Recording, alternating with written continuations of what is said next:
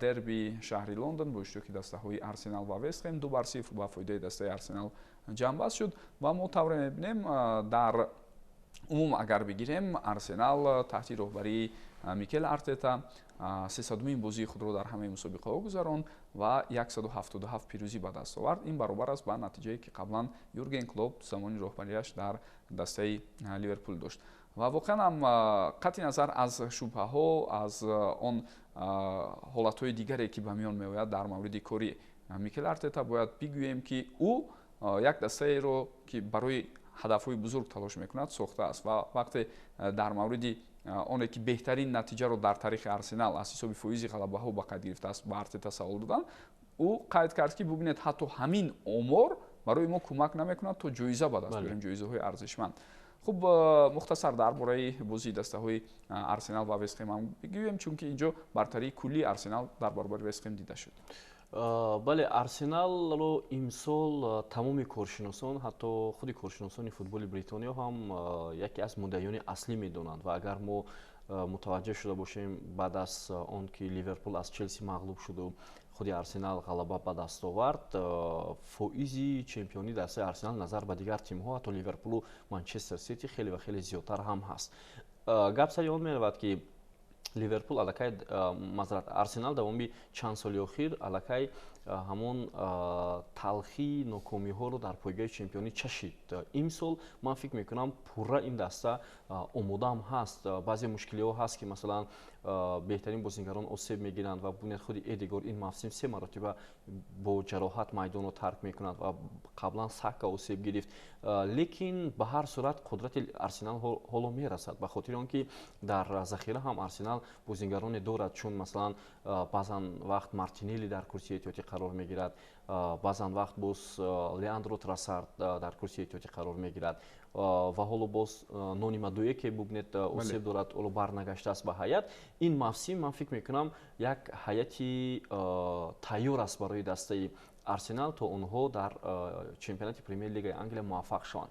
гап сари он меравад ки Арсенал имсол муқобили Дилхоҳ Ҳариф агар мутаваҷҷеҳ шуда бошем то анҷоми ҳамин 7 давр бо боварӣ бозӣ кардааст, арзанда бозӣ кард. ҳатто бозӣ муқобили Ливерпул ҳам буд, мутаваҷҷеҳ шудем ки онҷо бозӣ баробар буд. бале бозӣ баробар буд ва бозӣ бо Манчестер Сити ҳатто бисёриҳо ҳайрон шуданд ки чӣ гуна Манчестер Сити бо роҳбари Гвардиола инқадар муқобили Арсенал ночор мондааст. барои ҳамин ман фикр мекунам имсол мавсимро бояд Арсенал фатҳ кунад, ҳарчанд бовариҳо ба ин даста камтар ҳам мешаванд ба хотири он ки ҳамон таҷрибаи солҳои қабл ки дар охир мебиёяд Арсенал мебинед ки дар як дастаи назарногир ба бохт рӯбаро мешавад, имтиёзҳо аз даст медиҳад ва ин боиси нокомии даста мешавад. вале ин мавсим ман бовар дорам ки Арсенал муддаии асосӣ буда метавонад.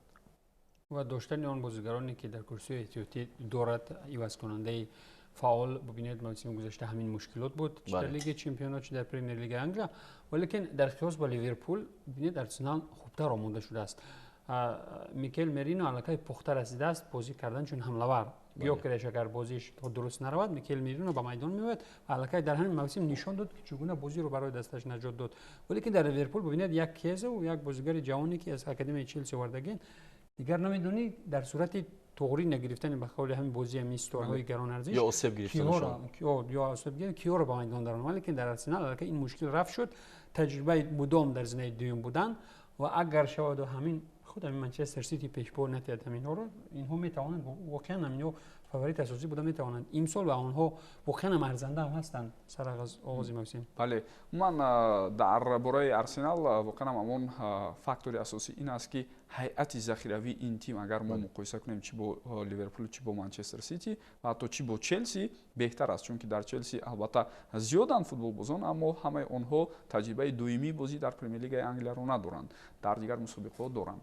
хуб дӯстони гиромӣ, акнун натиҷаҳои умумиро аз ҳафтаи сипаришудаи чемпионати Англия пешниҳод мекунем. ба тавре мебинед дастаи Манчестер Юнайтед Сандерлендро шикаст дод. ин яке аз бозиҳое буд ки тақдири Рубен Аморимро метавонист ҳал кунад.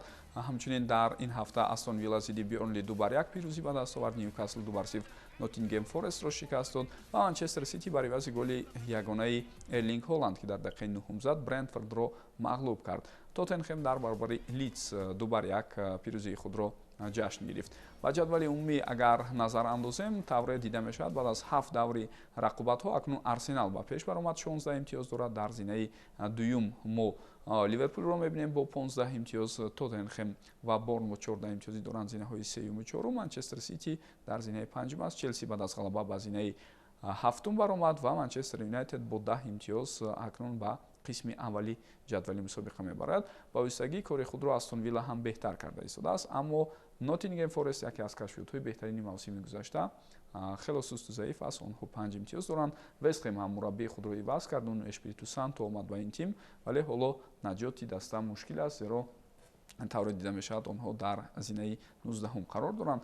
Ва албатта ин ҳафта як пирӯзии бисёр хуби дастаи Эвертонро ҳам бояд қайд кунем зидди Кристал Пэлас. Кристал Пэлас баъд аз 19 бозии бебохт дар ҳамаи мусобиқаҳо бори аввал дучори шикаст шуд.